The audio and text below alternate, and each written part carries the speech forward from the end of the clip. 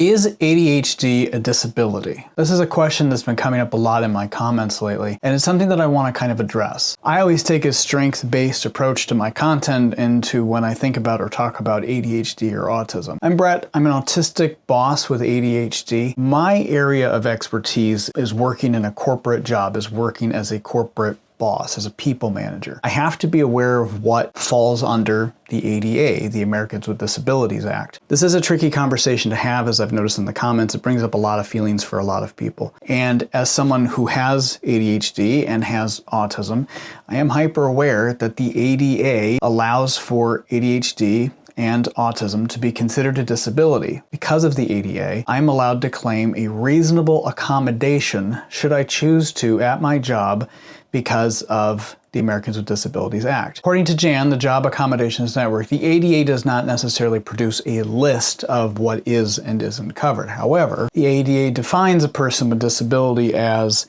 someone who has a physical or mental impairment that sustainably limits one or more of, quote, major life activities, or 2, has a record of such impairment, or 3, is regarded as having such an impairment. When we talk about whether or not ADHD is a disability or not, the United States government recognizes that you can claim it as a disability if you should need to. If you don't need to, no one's making you. But you should know that you have the right. And that's the point. You have the right to claim it as a disability, and you are protected under the law. The ADA also specifically notes that you can claim that disability when you're employed at an organization that has 15 or more employees. Now, there's a process involved, and it includes having a note from your doctor, and there are many steps to getting an accommodation, and that's a whole different video. But having that awareness and knowing that it's out there for you and that the government recognizes it that way, certainly in the United States, that's a key thing for most people to be aware of. It is also just having a different brain type. It's also being born with a different brain type and functioning differently in the world.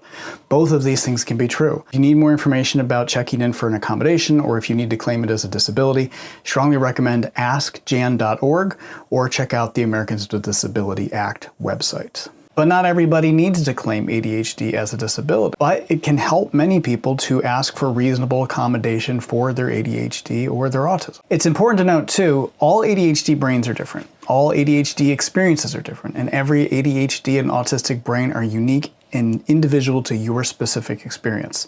My lived experience may be completely different from your lived experience, and that's okay. Thanks for watching. If you have questions or topics you'd like for me to cover here on the AuDHDBoss channel, please let me know in the comments. On this channel, I try to talk specifically about ADHD and autism in the workplace, and be sure to subscribe and like. It really helps the channel grow, and please be sure to check out the other videos on my channel as well. Thanks for watching this video.